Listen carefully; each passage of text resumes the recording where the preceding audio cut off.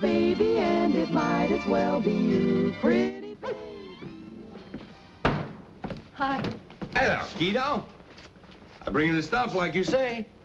Strawberry ice cream, chocolate cookies, ginger ale, cottage cheeses, okay? Thanks, honey. Say, lady, before your husband comes home, how about a little kiss, huh? You picked a fine time to be funny. No, don't worry, honey. You'll find another maid. No, I'm not even going to try. La Maypole was a horrible extravagance. We just can't afford a maid right now, you know that. Unless, of course, you got that raise. Did you? No. But being invited to the boss's house for dinner is a hopeful sign. What'd you get for sitter? I didn't. And I phoned at least 15 of the little darlings. Oh, well, we've still got time. I'll get busy on it while you feed the kids. Hope you have better luck than I did.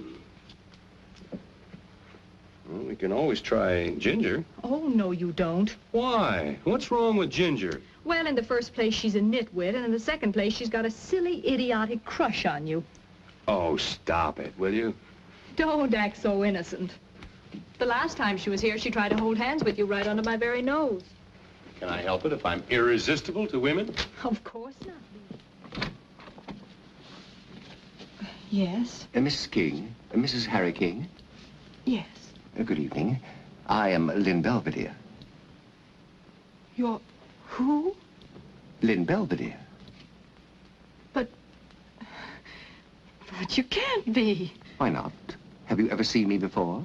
No. No, of course I haven't. Very well, then.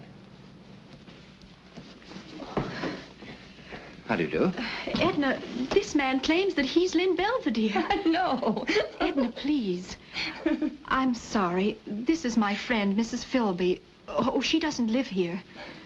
Delighted. This is quite a shock, you see. Well, we weren't expecting him. Well, I naturally thought you were a woman. You know.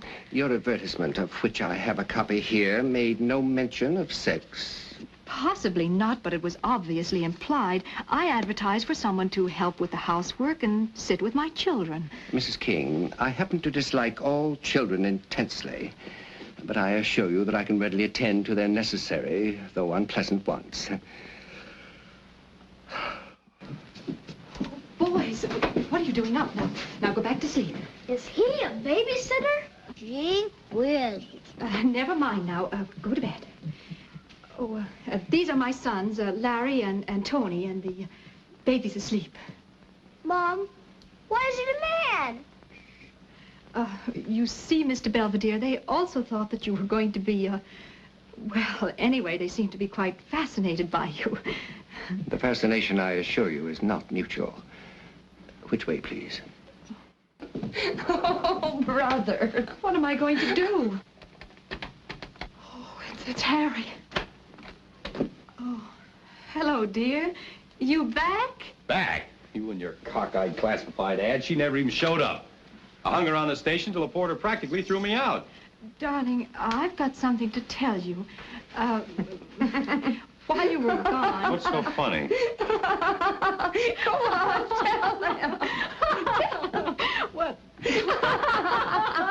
I'm afraid to. He's killing me. Oh, shut up. Mrs. King, before I retire for the night, may I inquire what time you serve breakfast? About 7:30, usually. Maybe he's gone. I hope so.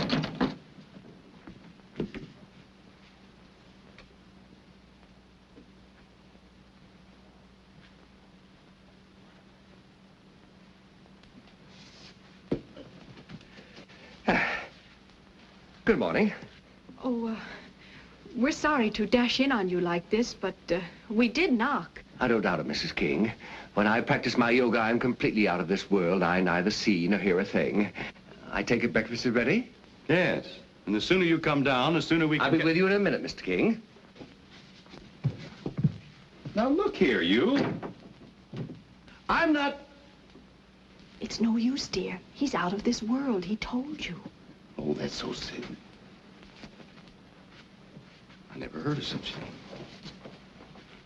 Oh, Well, I better get out the office. So long, kids. I'll see you tonight. Bye, Pop. Bye. Walk out the car, anyway. Excuse me. Certainly. You will remain seated. Now eat your breakfast. And chew each mouthful 28 times. Not 20, mind you, or 26, but 28 times. There's just one thing. He's sort of mysterious. How do you mean? Well, 3 times today when he finished his chores, he went upstairs and locked himself in his room. I heard the lock click. I went up and listened, but I couldn't hear a sound. What do you suppose he does up there? Maybe he stands on his head. That doesn't make much noise. Oh. Is he up there now? No, he's out taking his constitutional. Then why are we whispering? Oh, I forgot. He says he goes out for a constitutional every night before dinner. Gee, Daisy, I think it's swell. But do you think you've really done justice to his nose? Edna, will you wait till it's finished? I think it's darling of you, Mr. Belvedere, to give Tacy a chance to practice like this. My motives, Mrs. Philby, are not entirely unselfish. Someday they will need a bust of me in the Hall of Fame. The only virtue you lack, Mr. Belvedere, is modesty. I do not consider that a virtue. Oh, I do. That's what I like about Harry. He's so modest. Your husband has a great deal to be modest about. You know, it amazes me how anybody can take a lot of wet mud and mash it around and make it look like Ladies, somebody. please, may I suggest less conversation and more sculpture? Oh, all right, all right. This is very wearing. I'm sorry, it's my fault. I just meant to stop in for a moment. I'll scram. Goodbye, Mr. Belvedere. So long, sweetie. Bye.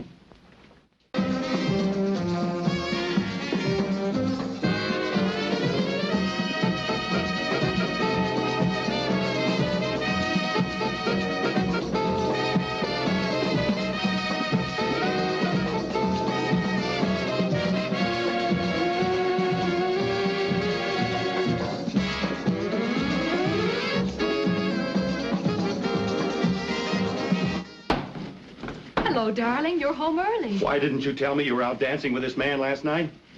Now what have you heard? Answer my question. Why didn't you tell me? Because you were sleepy and disagreeable when I got home and wouldn't listen. I tried to tell you. Then why didn't you tell me this morning at breakfast? I can be sleepy and disagreeable, too. Our meeting is purely coincidental, Mr. King, but most enjoyable. Then you admit it. Certainly. Moreover, he dances like a saint. I don't care if he dances like St. Midas himself. What about me? You dance very badly, dear. Now, look, Tacy, your conduct is making me the laughingstock of Hummingbird Hill. Why, Mr. Hammond practically gave me an ultimatum that if I didn't... Stop shredding that lettuce! Life must go on, Mr. King. Well, it's not going on with you in the house. I'd give my right arm to get a look at Appleton with that black eye. I bet it nearly killed him when they trampled down his iris bed. How would you like to go celebrating tomorrow night? Love to. Would you care to take me dancing? Yes, but remember, I don't dance as well as Mr. Belvedere. No, dear, but you're much prettier. Wait a minute. We can't. Who'll sit with the kids? I will. The mere fact that I have been catapulted into fame does not blind me to the duties I undertook here. Mr. Belvedere, you're an amazing man.